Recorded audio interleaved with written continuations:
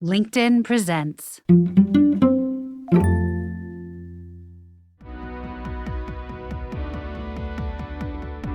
This week, the tables are turned and I'm in the hot seat, talking about what it means to have a different brain and a great career. I'm Morra Aarons-Mele, and this is The Anxious Achiever, the show that looks at the intersection of mental health and leadership and work, and asks, how can we do it all better? Hi, I'm Kwame Christian, CEO of the American Negotiation Institute, and I have a quick question for you. When was the last time you had a difficult conversation? These conversations happen all the time, and that's exactly why you should listen to Negotiate Anything, the #1 negotiation podcast in the world. We produce episodes every single day to help you lead, persuade, and resolve conflicts both at work and at home. So level up your negotiation skills by making Negotiate Anything part of your daily routine.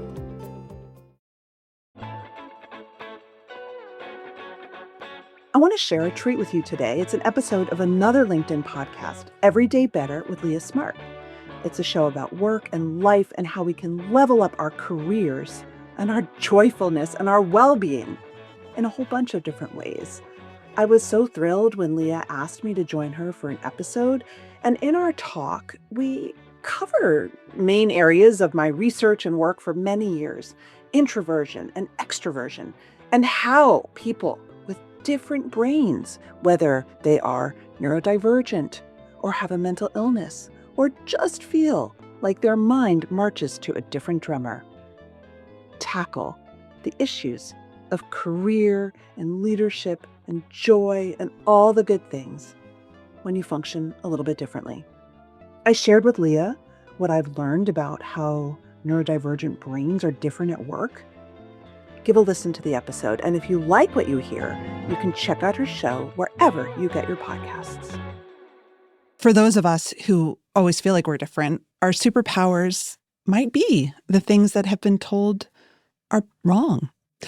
And I think everyone has a superpower.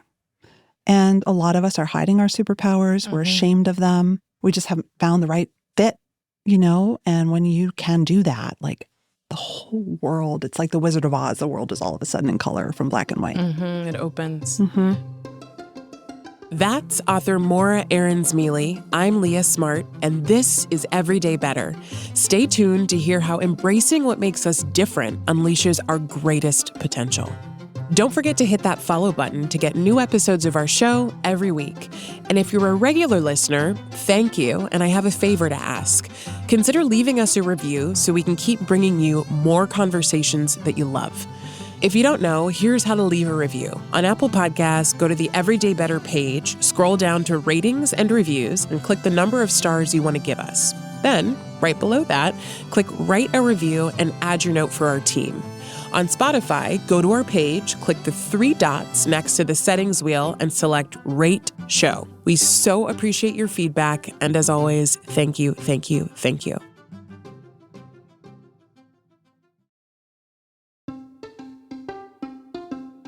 Hey everyone, from LinkedIn News, I'm Leah Smart, and this is Every Day Better, a personal development show where every week I sit down with some of the world's brightest minds and bravest hearts who use science and story to share strategies for how we can flourish individually, in relationship to others, and to the world around us. In corporate America, there seems to be this prototype of what a successful worker looks like. They're extroverted, they're energetic and friendly, and they have an endless amount of confidence. If you don't fit that mold, you could find yourself facing some extra hurdles in a system that really isn't set up for your success. We're made to believe that the problem is in our difference, not in our environment or the system. But what would change if instead of learning to cover up our differences, we learned to actually embrace them? My guest today, Morra Aarons-Mele, has spent much of her life feeling different. An ambitious professional and entrepreneur, Morra built a successful career in high-pressure political and marketing roles. Yet she often found herself blurting out the quote-unquote wrong thing in meetings, second-guessing her communication skills, and struggling to fit the mold of how leaders are supposed to show up. And for years, she chalked it up to introversion, to depression, and to anxiety. But just a few years ago, Morra discovered that she's neurodivergent. That insight reframed everything: her creative, fast-moving brain, her entrepreneurial drive, and the challenges she faced in the traditional workplace. It unlocked not only a deeper self-understanding, but also a more empowered and authentic way of working. Long before this discovery, Morra knew she wanted to make work better for people who felt different. As an executive coach, author, and host of the Anxious Achiever podcast, Morra helps people understand the connection between mental health and success. Her career has spanned launching campaigns for the United Nations, President Obama, and the CDC, and advising organizations like Google and Harvard on how to build workplaces that honor the full spectrum of the human experience. So we sat down to talk about what's changed for her since she's identified as neurodivergent. We explored the hidden ways introversion fuels thoughtful leadership and why conventional workplaces often misunderstand these traits. Morra also offers powerful ways to reframe difference not as a liability, but as a competitive advantage, one that can unlock new potential for all of us. Here's Morra.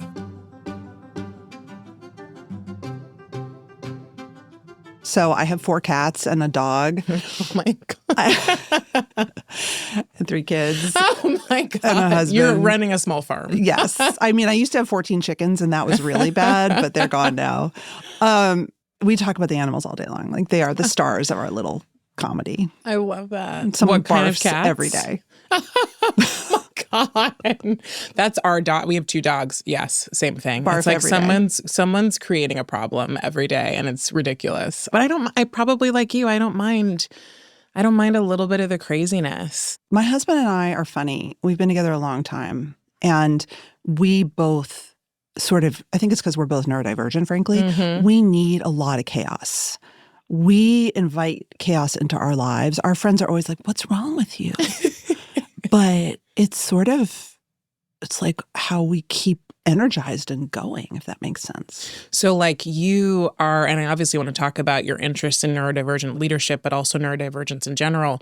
You feel like something gets like turned up for you. Totally. In a good way. Variety every day. Variety every day. So you don't, we talk about anxiety and things like that. I always think of anxiety as like an over control issue. Like I want to know, I want certainty. But like variety and certainty are kind of a little bit at odds. Do you how do you deal with that? Or do you feel like that is at odds for you? I think it is at odds for me. Yeah. I really do. I think in a way I set myself up for an anxious life when I don't need to.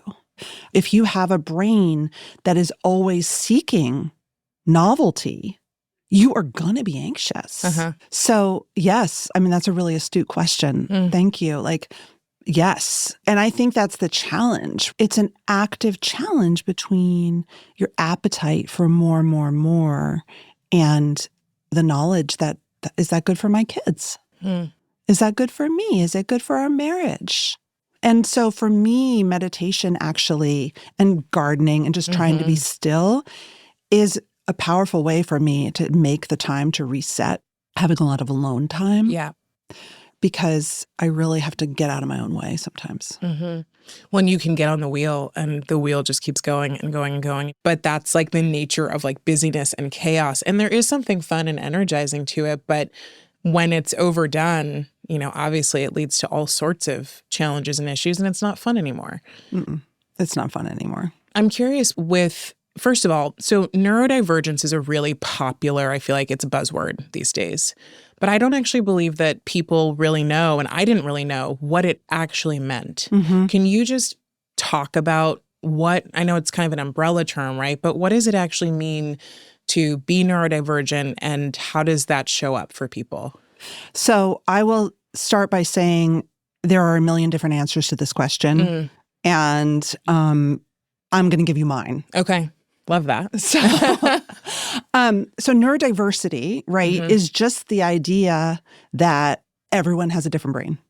It's like diversity. Yeah, that makes sense. No single person is the same. And we come together and we have diverse brains. And we've always known this, right? Being neurodivergent is the idea that your brain is somehow an outlier mind. It's not typical. It's not neurotypical, which means that you think differently, you act differently, your temperament is different. Often because you might have a disability. Some people would argue with me saying it's a disability, and that's a totally fair thing. So you might have a learning difference. You might have ADHD. You might be on the autism spectrum. You might be bipolar. Your brain is wired differently, right? In ways that we're just learning really about. And so you are divergent. You're not typical. And with that comes, I believe, often incredible gifts, but serious challenges, you know? And I focus on people who are in the work world, you know. Obviously, their disabilities are not getting in the way of them having big careers, big dreams, you know, functioning in mainstream society. But there are ways that we get stuck. And I speak for myself. And so I'm really interested in both how we do less of what gets us stuck, but really, really lean in to the superpowers that our different brains give us.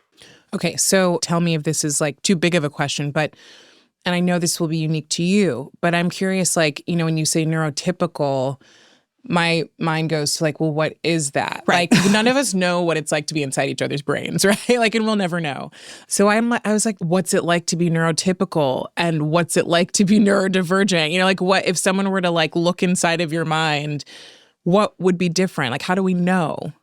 I mean, the traditional way we've always known is if you have a diagnosis. Right. Right? If you have a diagnosis of a neurological condition that makes your brain different.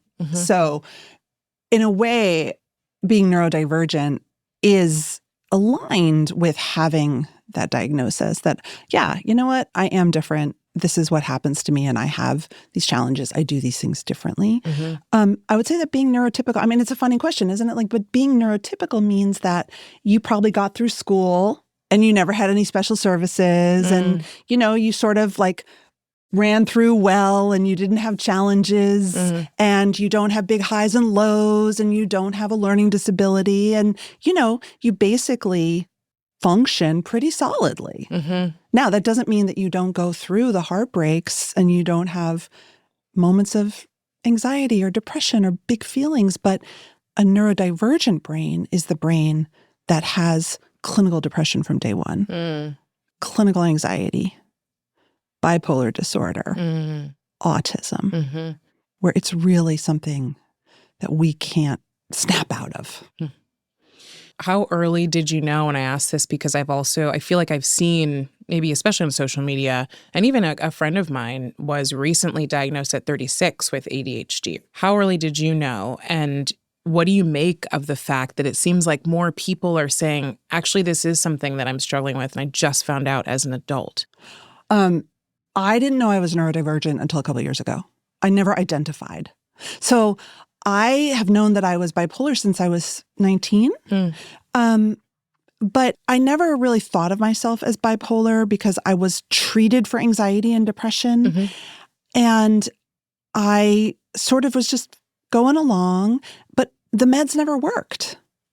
And I was struggling. And I also knew things like, God, I really have a really hard time working for other people. And it's like, I can't ever get promoted. And I always blurt out the wrong thing in meetings. And why do I have 6 jobs? Like, why is my life so chaotic when other people function like this? And why do I always sit in meetings and think, God, okay, guys, duh, let's hurry up already.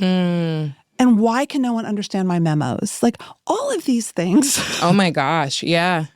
And it was like, and I'm very high functioning, and obviously I can mask, I can fit in. And then, you know, my kids have pretty significant diagnoses, and I lived this as a mom for many years.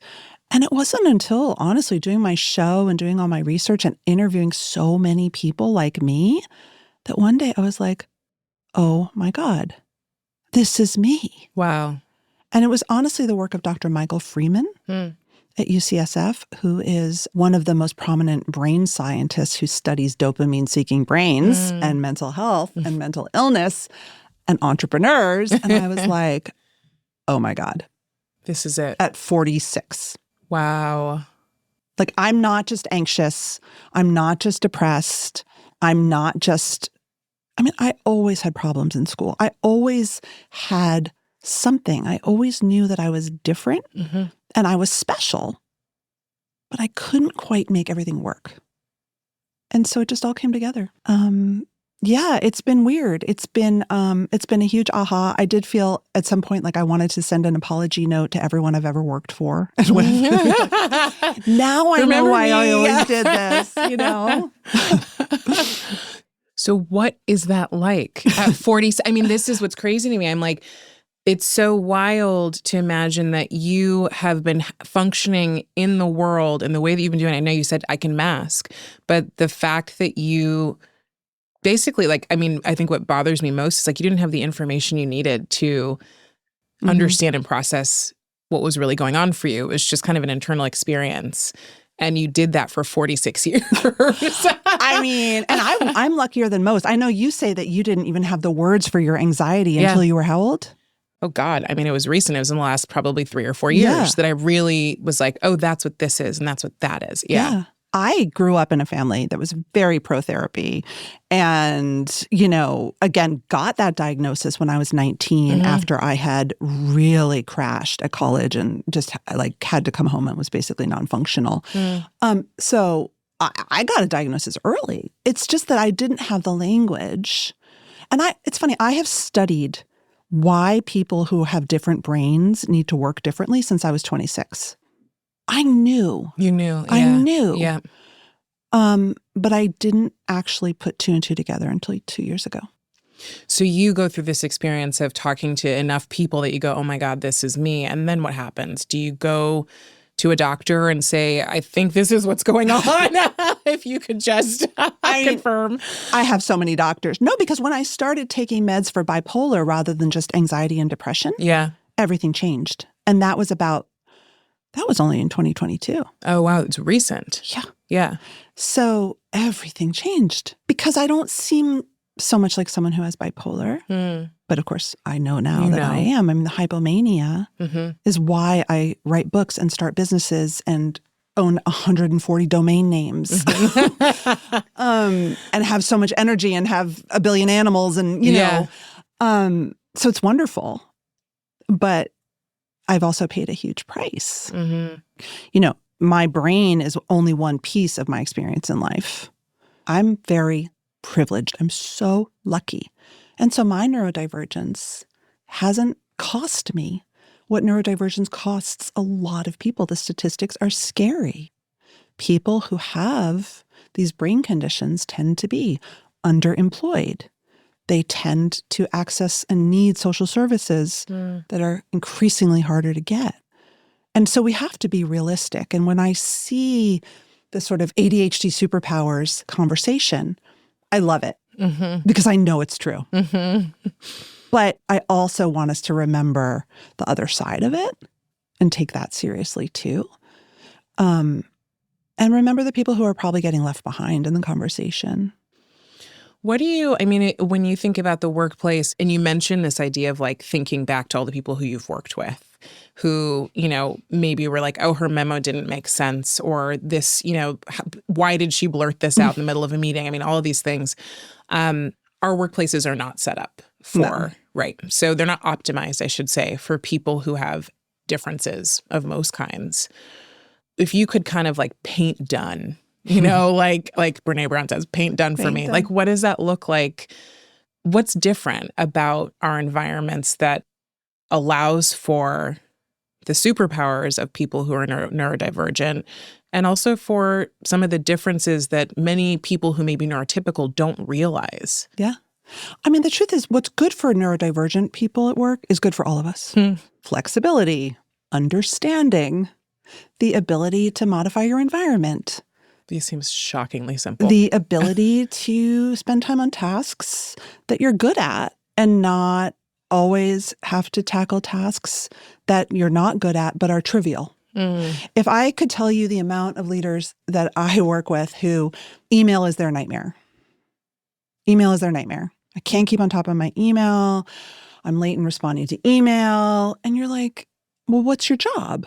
Well, my job is to design this program. Well, so what's email's role in your job, right? Mm-hmm. Well, I mean, it's how we talk, but it's not my core task. I call this being wonderful at your craft, bad at your job. I love that. And so, okay, well, maybe we can like give you a solution for email, but really help you lean into what you're amazing at. Mm. So I think work would be so much better for all of us if people were more educated and had better understanding, less judgment, hopefully, and then just the ability to treat us all like grown-ups, which is all anyone ever wanted anyway. All the data has shown this for decades. Agency, autonomy, respect often ranks in employee surveys higher than salary. Mm-hmm. I would agree with that. Oh. I mean, it's kind of wild, right? You know, like you go to school until you're 18. You then start to get a little bit more, you get more and more agencies you get older, but then you go work at a company that like in many ways, because of the way organizations are set up, they kind of put you back into a box. A box, 100%. Yeah. A box. And the one thing I know about people who are neurodivergent, it's like we don't do boxes. It's just not. When you talk about neurodivergent leadership, I wonder what that looks like. You know, one of the things that I do is I help people think about their hidden superpowers. And, you know, for those of us who always feel like we're different, our superpowers might be the things that have been told are wrong. And I think everyone has a superpower. And a lot of us are hiding our superpowers. We're ashamed of them. We just haven't found the right fit, you know? And when you can do that, like the whole world, it's like the Wizard of Oz. The world is all of a sudden in color from black and white. Mm-hmm. It opens. Mm-hmm. You know, what I see, and certainly this is not my thinking, this thinking has been going on for decades, is that there are sort of archetypes of superpowers for people who have certain neurodivergent conditions.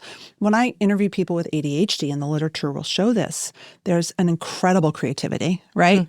Like the person in the room who is gonna make something amazing. It might be that person. Yeah. They have that novelty-seeking brain. They are literally thinking differently. Their brain literally puts things together differently. Wow. That's amazing. Yeah. I've interviewed many leaders with autism who have an incredible ability to distill complex systems and make things make sense, who can see patterns, who have an incredible ability to store knowledge. That's an incredible skill, right? Much has been written about the bipolar entrepreneur and the bipolar creative, you know, for many years. And this is why I love Dr. Freeman's work. We have hypomania. We are just different. We have power. And so when we find the right fit, we can make magic. One of my favorite books about ADHD is called You're Not Mad, Lazy, or Stupid. You're not crazy, lazy, or stupid, I think it's called. Yeah, you're not. You have a different brain. Yeah. It's amazing. And so, again, to the inequality, we can't ignore it anymore because we need people to do jobs. Why would we leave people with amazing skills just because they need to learn differently and work differently? Coming up, Morra and I dig into how introversion can actually be a leadership superpower and why a lot of workplaces misunderstand it. We'll be right back after this short break.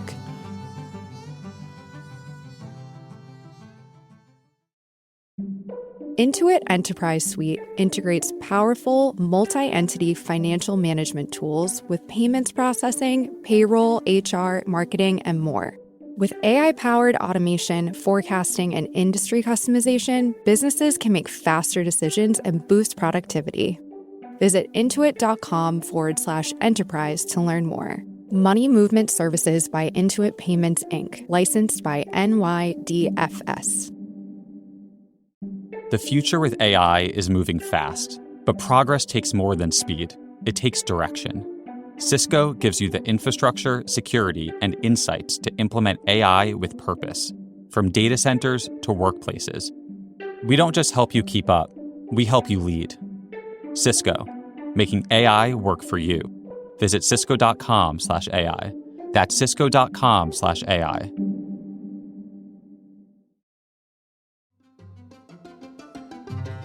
You've also talked about introversion, extroversion.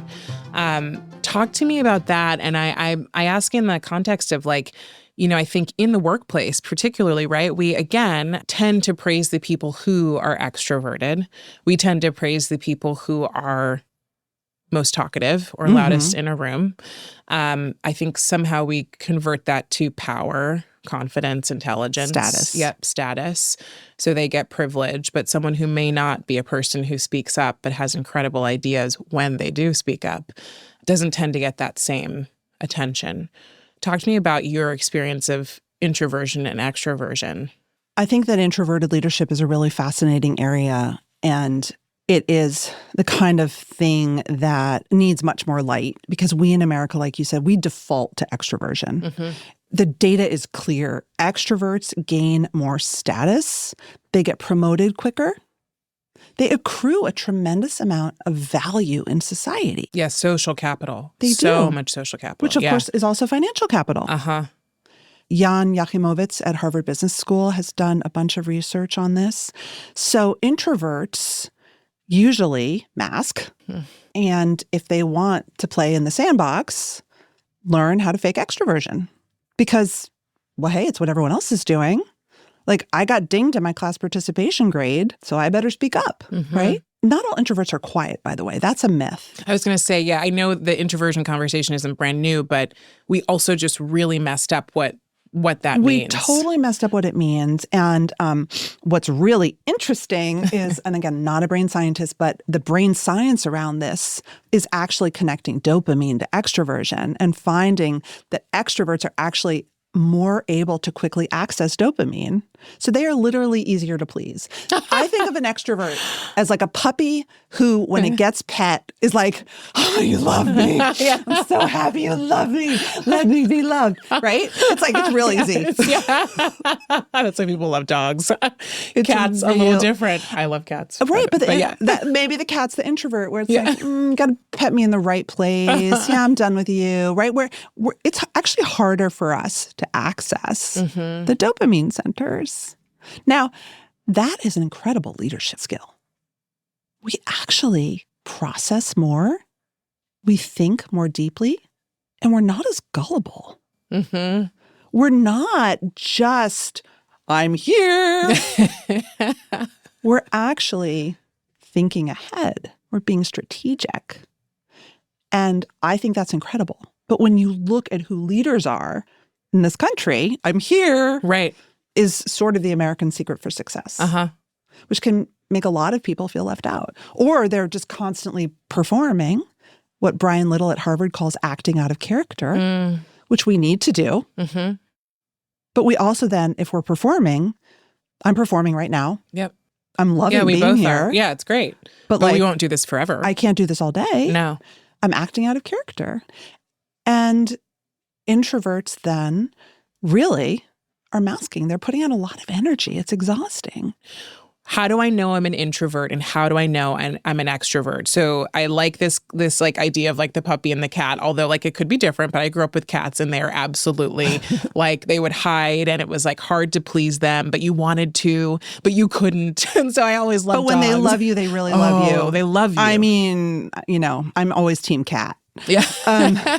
So being an introvert is a character trait, right? It's one of the big sort of personality traits that emerge, and it's actually a Jungian definition. So Carl Jung came up with extroversion, and the way that he frames it, I think is really powerful, is that extroverts process the world through other people and external events. That's how they make meaning.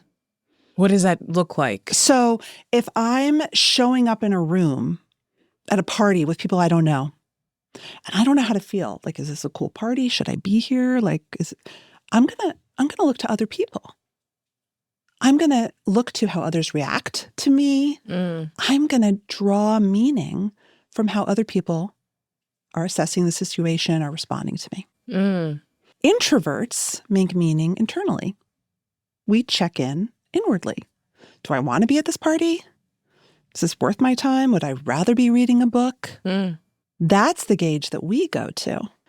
And so he believed everybody had both traits, although some were more strongly extroverted and some were more strongly introverted. But for him, it was really a way of sort of processing our being in the world, which I think makes a lot of sense because introverts, we have, Scott Barry Kaufman has this wonderful phrase called being a wild introvert, where it is a party in your brain. You may look like someone who is wanting to be by themselves, but that's because your inner life is so rich. Like, I'm having a great time. I'm like that. I have like the best conversations with myself. I could do that all day long in my garden. Yeah. I'm a wild introvert. Yeah. I love that. And so that's incredible too. What an incredible gift. What an incredible leadership gift. And we can connect when we find someone who gets us, right? Oh, it's so powerful. And so being an introvert or an extrovert is a personality trait. Do you get it from birth? Do we know? We're not sure. Okay. No one knows, but yeah, theoretically. Yeah, sure. You know, it's up there with all the other big 5 personality traits. Can it change over time? Probably. Okay, great. Again, there's no blood test. Right. I mean, I'd argue for myself that like I've gone back and forth, but when lockdown happened during COVID, it was the first time that I was like, oh, I'm not going to California to be with my family. I'm staying in New York. I live alone. I'm going to read 1 million books and work out. And like, it ended up being that like I was very much in touch with my inner world and something shifted for me where I'm like, oh God, I love my alone time. And I hadn't wanted that before in the same way. So I wondered about, is this just something I'm accessing that's really nice, that's valuable, that's recharging, or is there something about me that I've been denying about myself so that I can fit into the worlds I know I need to fit into to be successful, on top of the fact that I'm a Black woman. So I'm also trying to pace myself at the right pace that keeps me in the right social circles and allows me to have social capital. And probably masking. Of course, yeah. What did you decide? I decided, I don't know if I made a decision. I know now that like for me, being on my own is really valuable. And I would not have said that 5 years ago. Yeah. I think part of it's age, right? But part of it is just the things that I've discovered, the person that I've become, the person I am today, the work I do. None of that would have happened if I was continuing to exist in the worlds I had for the first decade of my career. I mean, when I think about your work, I mean, talk about making meaning through learning and exploration and study. That's very introverted. It is. You know, which is amazing. Yeah. And no one is an island. Like, we can lean introverted and still want to share our gifts with the world. I mean, there's a reason every single comedian you will ever interview is a wild introvert. You know? And so I actually think that a lot of people, I mean, I have a bias, but a lot of people who are deep leaders and creators and the people who change things are introverted.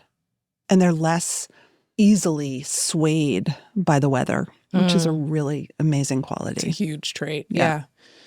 So difference between introversion and some of the things that people confuse it with, social anxiety, being shy. Talk to me about that. Or being highly sensitive. Or highly sensitive. Great. I didn't even think about that. Yeah. I mean, there's overlap, right? I mean, I think for me, the biggest aha is that, again, introversion is considered a personality trait that, you know, has been used in psychology forever.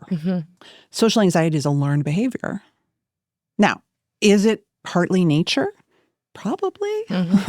But I would say probably most people would say you learn social anxiety through experiences, through shame, through all the things.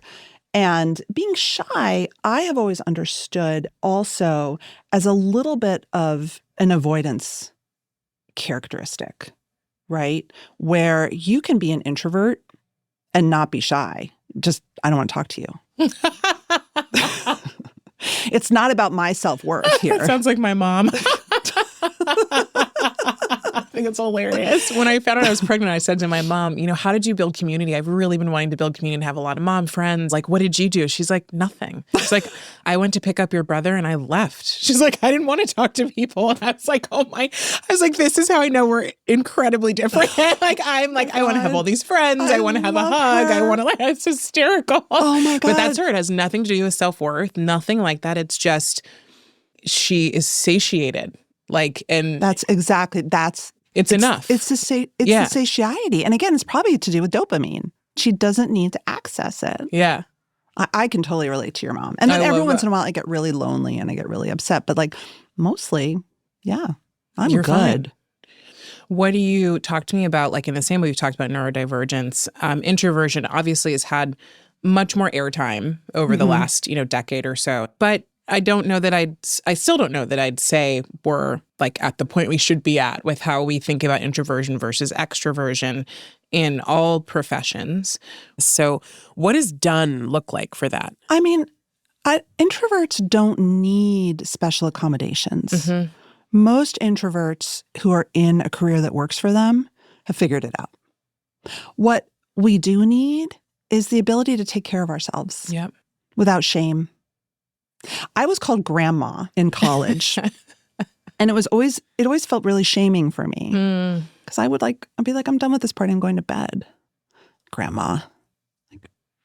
Okay. Bye. I know that's a bad thing when you're 21. Yeah. And so that's a stupid example. But how many times have you been, oh, hey, we're going out to the bar. You want to come? No, I'm good. Oh, come on. Mm-hmm. Right? What do you mean you don't want to come? Right. Yeah. What do you mean? You don't want to come to lunch? Fine. And so it's really just respect. Hello. What about we just respect each other? Right. Feels simple. It's funny listening to you. I'm like, how many times did I go knowing I didn't want to go? Oh. A million times. A million times. And it wasn't until I probably turned 30. I was like, nope. I teach a course. One of my most popular courses is on networking like an introvert. Because the whole concept of networking is really anti-introvert. It's hard for introverts. And there are other ways to do it. But we, again, as Americans, and mentoring, we are over-invested in these ways to get ahead that favor certain kinds of personalities. Right. You go out, you get the thing you want. You go to the networking event, you talk to the person you want to talk to. Don't be shy. You have one shot. Never eat lunch alone. Yep. I mean, I've definitely been in work environments where bureaucracy and all of the political games are what lift people's boats. So if you're not willing to play that game. That's right. Or it doesn't work for you, that's who I am. I'm like, that game doesn't really work for me. I'm also not the person who walks in the room and goes, everybody look at me. I don't hate attention, but I'm not obsessed with it. I don't necessarily need it. I'm an introverted ham. I love attention. I love to be on stage. Love it. I love to be on stage, but it's funny. There's a middle ground for me that I don't love. And I think that's networking events and things like small parties. Talk. Yeah. I can't stand it. I can't do small talk. Nope. I wish I could. I remember I read Dale Carnegie's How to Win Friends and Influence People a long time ago. And it was part of the reason was I was curious, what is it that we have to do to make people like us? And they do say that having small talk at the beginning of a relationship is actually helpful. I just can't. I can't. It's so hard. And I'm like, I guess I'll miss that part with people. It's, I mean, another big aha moment I had is that because I'm neurodivergent and introverted and anxious. That when I meet people, I often come on too strong. I say the wrong thing. I get overly intense or intimate too quickly. I really have to work to calibrate that for social norms. And there's a lot of us out there. And luckily, I've been able to find an outlet where it's I can let my freak flag fly and, cry on LinkedIn and get hundreds of thousands of views. But that's, again, most people don't have that freedom or privilege. But I would love everybody to have a little bit more room in society. To just show up. And not be like, God, you did that weird thing. That wasn't normal. Yeah. What do you I know we're kind of talking about two different pieces of your work, but what, as you look at the whole picture, what do you want people to really understand and take away from the work that you're doing? My dream when I started this work at age 26 was to make work better for people who are different. That's literally what I wrote on my graduate school application. I want people to be able to talk about hard things at work in meaningful and connecting ways, not in shaming and constricting ways. And like, that's my dream. I've heard you say this, I think something to the effect of like, I've never seen a negative reaction from a leader who chose vulnerability. Something in that world of like, and I was like, oh, yeah, I mean, of course. And I know that this is a, like when we talk about having hard conversations or talking about hard things at work, I think there's a selectiveness to how we disclose, of course, and how vulnerable we are. But I still think we're all, on that path of trying to figure out how do we manage vulnerability in a way that allows us to work in a more connected environment than just we are 9 to 5 and this is what we do, and so I think there is so much power in being more vulnerable and figuring out how to be selectively vulnerable, but in sharing more of yourself. Absolutely. And you know what? Talking about hard things successfully is not oversharing or breaking boundaries. Right. In fact, you have to set boundaries. You have to create, the holding environment. You have to do it with skill. Yeah. It's about that boundary vulnerability, as Emily Anhalt taught me, which is really the sweet spot, which is a skill. It's a leadership skill. Yep. And it's not a soft skill. That's a highly important skill. Highly important skill. Yeah. Okay, Morra, I'm going to have you complete these 3 statements for me. Better humans are. Compassionate. Better work is. Flexible. That was fast. And a better world has.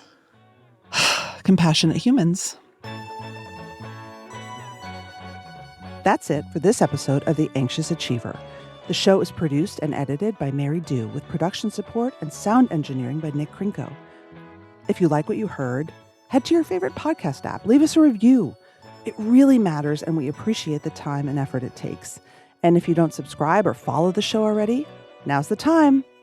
And let us know what you'd like to hear more of.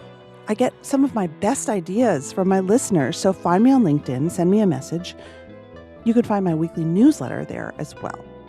A big thanks to LinkedIn and all the listeners out there and our guests in the Anxious Achiever world. Until next time.